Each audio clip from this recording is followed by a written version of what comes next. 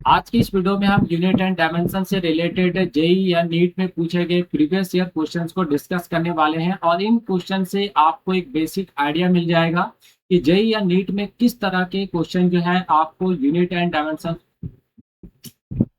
आज की इस वीडियो में यूनिट एंड डायमेंशन से रिलेटेड जेई या नीट में पूछे गए पीवाईक्यू क्वेश्चंस को डिस्कस करने वाले हैं और आपको इन क्वेश्चन से ये फायदा होगा कि आपको एक बेसिक आइडिया मिल जाएगा कि किस तरह के क्वेश्चन जो है वो जेई या नीट में पूछे जाते हैं यूनिट एंड डायमेंशन से। तो चलिए सेशन को स्टार्ट करते हैं और सबसे पहले हम लोग बात करते हैं फर्स्ट क्वेश्चन पर। और ये जो क्वेश्चन है ये आपका नीट 2024 में पूछा गया है। क्वेश्चन क्या कह रहा है कि force defined by F equal to alpha T square plus beta T act on a particle at a given time. यानी किसी गिवन टाइम में एक पार्टिकल पर जो है ये F equal to alpha T square plus beta T जो force है वो आपका एक्ट कर रहा है। The factor which is dimensionless, यानी यहाँ पे आपको चार ऑप्शन दिया गया, इसमें कौन सा फैक्टर जो है वो आपका डायमेंशन लेस है if alpha and beta are constant. Alpha और बीटा क्या है, कांस्टेंट है। अब देखिए यहाँ पे सबसे इंपॉर्टेंट जो बात बोला वो क्या बोल दिया कि डायमेंशन लेस। ठीक है, यानी कौन सा फैक्टर जो है वो आपका डायमेंशन लेस है। तो दोस्तों जब हम आप सबों को डायमेंशन टॉपिक पढ़ा रहे थे उस समय हमने आपको एक कॉन्सेप्ट बताया था कि आप सबों को वो कॉन्सेप्ट याद रखना है, क्योंकि हमने पहले ही बताया था कि उस कॉन्सेप्ट पर बेस्ड कई सारे जेई नीट में पूछे गए क्वेश्चन जो आपको देखने को मिलेगा। तो वहां पे हमने एक छोटा सा कॉन्सेप्ट बताया था कि x का पावर 0 इक्वल टू क्या हो जाता है, 1, है ना। ये मैथ में थोड़ा सा कॉन्सेप्ट है कि कोई भी क्वांटिटी उसका पावर अगर 0 है तो उसका वैल्यू क्या होता है, 1। तो इसी तरह से हमारा कोई भी फिजिकल क्वांटिटी हो, जैसे अगर m का पावर 0, l का पावर 0, t का पावर 0, तो इसको हम लोग क्या बोल सकते हैं, इसको हम लोग बोलेंगे 1। और अगर 1 आ गया तो हम लोग इसी को क्या कहते हैं कि ये क्या हो गया, डायमेंशन लेस हो गया। क्लियर है। तो हमारा टारगेट यहाँ पे क्या है कि डायमेंशन लेस बोल रहा है, यानी हमें फैक्टर को किसके बराबर दिखाना है, 1 के बराबर दिखाना है। ठीक है, तो सबसे पहले हम लोग फॉर्मूला को लिखते हैं। तो एफ इक्वल टू क्या हो गया, alpha T square plus beta T. अब देखिए यहाँ पे हम लोग क्या करेंगे, तो यहाँ पे हम लोग जो दो कांस्टेंट दिया गया अल्फा और बीटा, इन दोनों को कैलकुलेट कर लेंगे। और ये कैलकुलेट हम कैसे करेंगे, तो by the help of principle of homogeneity. Principle of homogeneity क्या कहता है दोस्तों, कि किसी भी फिजिकल रिलेशन में जितने भी टर्म्स दिए होते हैं उन सारे टर्म्स का डायमेंशन क्या होता है, सेम होना होता है, यानी होना चाहिए। ठीक है, तो यहाँ पे ये हमारा क्या फोर्स है। और देखिए अगर फोर्स में हमारा alpha T square plus beta T add है, इसका मतलब है कि दोस्तों ये भी टर्म क्या है, फोर्स ही है ना। और ये जो टर्म है ये भी क्या है, फोर्स ही है, क्योंकि one quantity can be added subtracted और compared with a similar quantity and give rise to similar quantity. और हमने आपको बताया था कि जब भी इस तरह का केस आएगा तो हम लोग वहां पे जो भी प्लस या माइनस होता है उसको हम लोग क्या बना देते हैं, इक्वल में कन्वर्ट कर देते हैं। यानी एफ इक्वल टू क्या हो जाएगा, alpha T square equal to beta T. Clear. अब यहाँ से अल्फा निकाल लेते हैं ये दोनों से, तो यहाँ पे आपका हो जाएगा F upon T square equal to alpha, यानी alpha equal to F upon T square. Clear है। अब यहाँ पे दूसरा जो पार्ट है ये एफ और बीटी को बीटा टी को ले लेंगे। तो यहाँ पे एफ इक्वल टू क्या हो जाएगा, बीटा टी। तो यहाँ से बीटा निकालेंगे तो F upon T equal to beta, यानी बीटा इक्वल टू क्या हो गया, एफ अपॉन टी आ गया। क्लियर है। अब हम लोग करते क्या है दोस्तों, तो यहाँ पे अल्फा अपॉन बीटा निकाल लेते हैं। अल्फा अपॉन बीटा, तो अल्फा का वैल्यू क्या है, एफ अपॉन टी स्क्वायर, और यहाँ पे बीटा का वैल्यू पलट के पुट करेंगे तो टी अपॉन एफ हो जाएगा। एफ से एफ कैंसिल हो गया, एक टी कैंसिल हो गया यहाँ पे। तो क्या आ रहा है देखिए, alpha upon beta equal to 1 upon T. तो हम लोग क्या लिख देंगे इसको, alpha T upon beta equal to 1। अब देखिए हमारा क्या आ गया, 1 आ गया। और जब 1 आ जाता है तो वो टर्म क्या हो जाता है, डायमेंशन लेस हो जाता है। तो यहाँ पे ऑप्शन में ढूंढिए कौन सा है, तो अल्फा टी अपॉन बीटा। तो यहाँ पे आपका करेक्ट ऑप्शन जो है दोस्तों वो क्या है, ऑप्शन नंबर बी। क्लियर है। तो ये आपका नीट 2024 में पूछा गया क्वेश्चन था और यहाँ पे जो कॉन्सेप्ट यूज हुआ है वो कॉन्सेप्ट हमने आपको यहाँ पे बताया है। तो अगर आपको ये कॉन्सेप्ट क्लियर नहीं हो रहा है तो हमारे प्रीवियस वीडियो में जाके आप पूरे इस कॉन्सेप्ट को देख सकते हैं। आपको करना क्या है, तो डायमेंशन टॉपिक में जाना है, जो डायमेंशन वाला वीडियो है।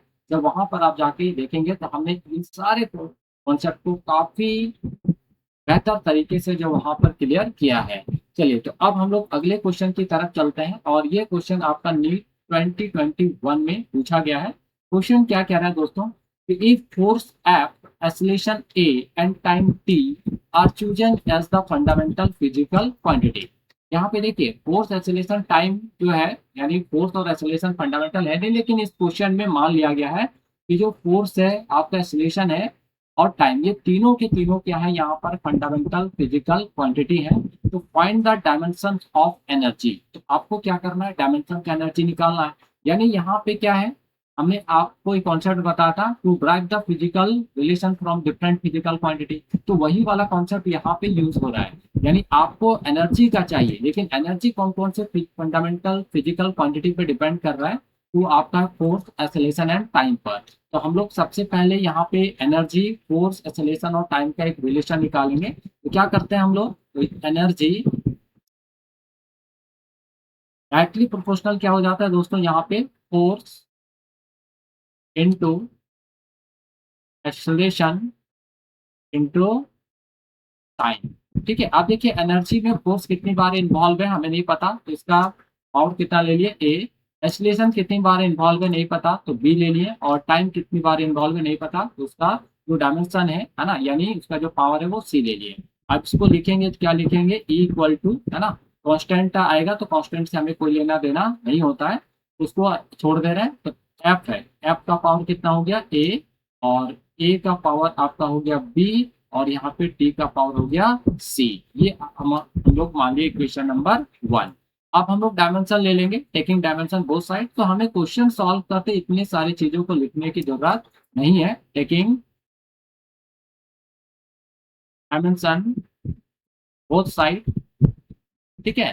तो यहाँ पे इतना सारा हमें लिखना नहीं, क्योंकि हमें तो कंपटीशन एग्जाम बैठ रहा है ना, तो वहां पे कम से कम लिख के हम ज्यादा से ज्यादा, लेकिन यहाँ पे समझ रहे हैं इसलिए हम यहाँ पे आपको लिख कर बता रहे हैं। तो दोनों तरफ का डायमेंशन लेंगे, तो ई इक्वल टू एनर्जी है, तो एनर्जी का डायमेंशन क्या हो जाएगा, ml2 इनवर्स 2।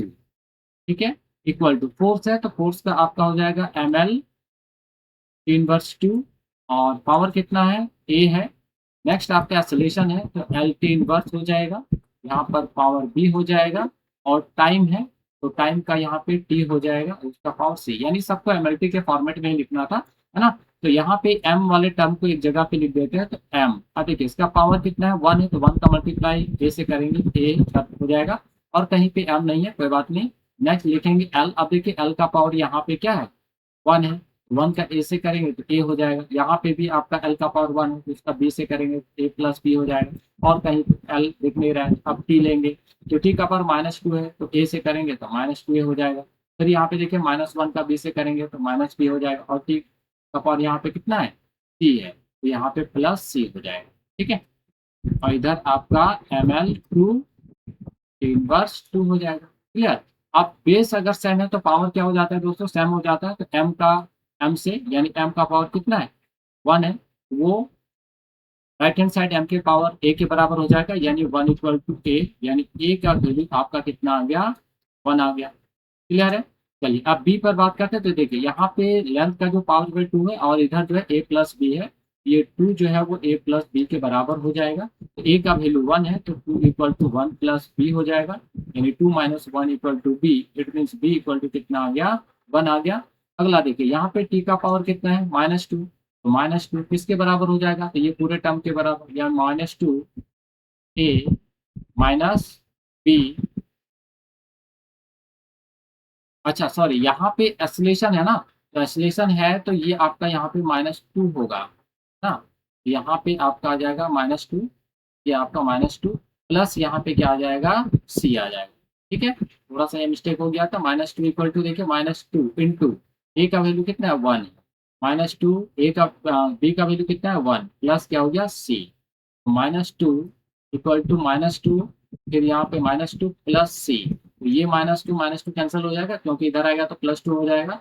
लेकिन यहाँ पे एक -2 है, ये जब इधर आएगा तो प्लस में हो जाएगा और ये आपका सी, यानी सी का वैल्यू कितना आ गया, 2 आ गया। ये ए, बी और सी का वैल्यू हम लोग कहाँ पुट कर देंगे, इक्वेशन नंबर 1 में। जब हम लोग यहाँ पे पुट करेंगे तो क्या निकल के आएगा, देखिए E equal to F, F का पावर ए है, ए का वैल्यू कितना है, 1 है, ये 1 हो गया, ठीक है। उसके बाद ए है, ए का पावर बी है, तो बी का पावर कितना है, 1 है, लिख देना है। उसके बाद टी है, टी का पावर सी है, सी कितना है, 2 है। तो ये आपका यहाँ पर डायमेंशन निकल के आ रहा है। यानी फाइनली अगर हम लोग देखें तो जो एनर्जी का डायमेंशन है वो आपका कितना निकल का है, एफ ए टी का पावर 2, है ना। ये आपका क्या हो जाएगा, आंसर हो जाएगा। ठीक है, कौन सा ऑप्शन है, तो यहाँ पे आपका ऑप्शन नंबर बी, ये आपका क्या है दोस्तों, करेक्ट आंसर है। क्लियर है। तो इस तरह के क्वेश्चन जो है आपके जेई या नीट में जो है वो पूछे जाते हैं। चलिए नेक्स्ट क्वेश्चन की तरफ हम लोग बढ़ते हैं। ये जितने भी क्वेश्चन देख रहे हैं ये सारे क्वेश्चन या तो जेई में पूछे गए या फिर नीट में पूछे गए, है ना। यहाँ पे हमने लिखा नहीं है बट सारे क्वेश्चन जो वो पूछे गए क्वेश्चन है। देखिए क्या कह रहा है, the velocity of a particle is given in term of time T. एक पार्टिकल के वेलोसिटी का इक्वेशन यहाँ पे दिया गया है ना, ये आपका पूरा इक्वेशन है।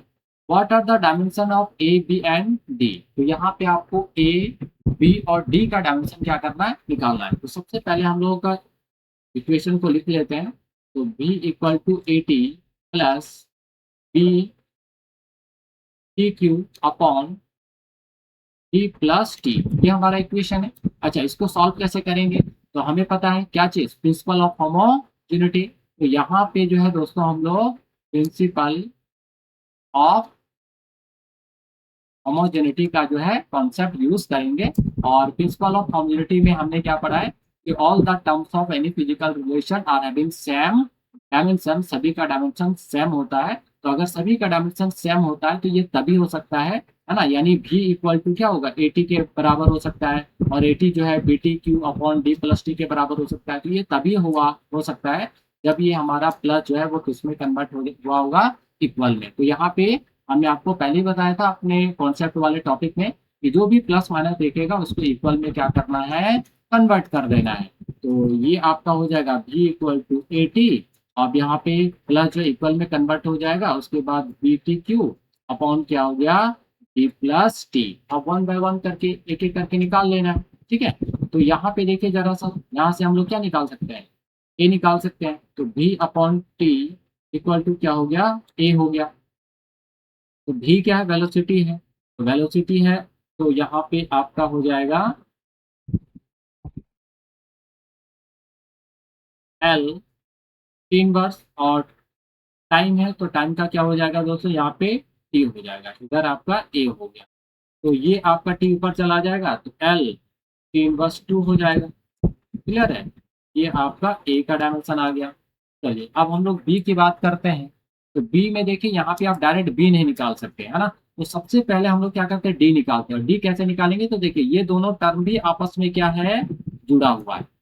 ठीक है, तो जुड़ा हुआ है मतलब इन दोनों के बीच, यानी डी प्लस टी जो है इसमें यहाँ पे ये प्लस भी किसमें कन्वर्ट हो जाएगा, इक्वल में। तो डी इक्वल टू क्या हो जाएगा, टी। तो डी का डायमेंशन क्या निकल के आ जाएगा, यहाँ पे आपका टी क्या है, टाइम है, तो टी निकल के आ गया। क्लियर है। अब हम लोग कहाँ पे निकालेंगे, ये बी वाला सेक्शन। तो बी वाले सेक्शन के लिए क्या करेंगे, तो B equal to B T Q upon B plus T.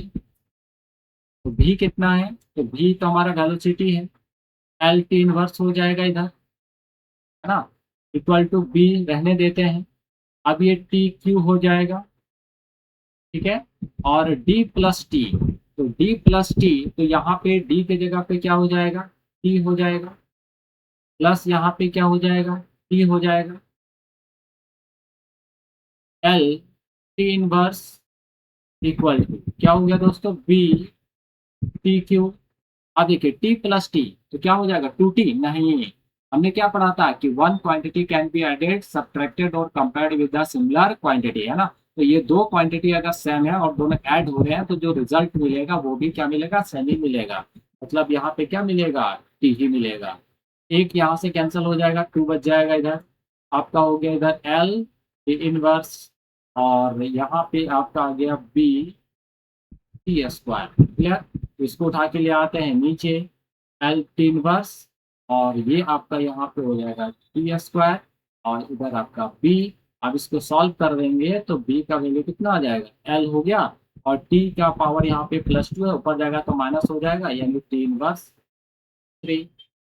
ये आपका यहाँ पे जो है वैल्यू निकल कर आ जाएगा। तो इस तरह के क्वेश्चन जो है आपका यहाँ जो है कंपटीशन में देखने को मिलता है। बोर्ड के एग्जाम में भी इसी तरह के क्वेश्चन जो है आपसे पूछे भी जाते हैं। नेक्स्ट क्वेश्चन डिस्कस करते हैं दोस्तों। In the gas equation P plus A upon B square B minus P equal to B theta upon D, where T is the absolute temperature, P is pressure and T is volume of gas. If A and B are constant, dimension of A will be, यानी आपको A का dimension यहाँ पे निकालना है। तो सबसे पहले हम लोग इक्वेशन लिख लेते हैं। तो P A upon B square, और ये आपका हो गया B minus P equal to B theta upon B। Clear है। अब इस इक्वेशन में अगर आप ध्यान से देखें तो हमें ये वाले टर्म से मतलब है, क्योंकि हमें A निकालना है, तो जहाँ पे A है वही वाला टर्म उठाएंगे। बट P जो है यहाँ पे क्या है, प्रेशर है। ठीक है।